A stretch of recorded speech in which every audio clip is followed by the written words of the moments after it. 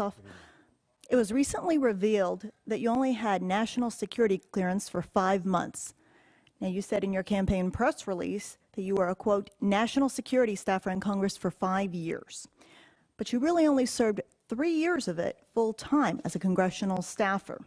Given that millennials are constantly having to defend themselves from being accused of having a sense of entitlement, do you think that you're proving that? Do you think that 3 years full-time experience constitutes serious experience and that you've paid your dues for such an important position? Thank you for the question, Giovanna. Here are the facts. I served for 5 years as a congressional aide specializing in defense and national security policy.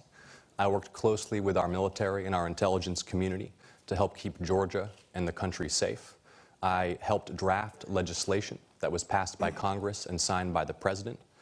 I helped draft initiatives that were among the first passed by Congressman Johnson while I was working through college in his office.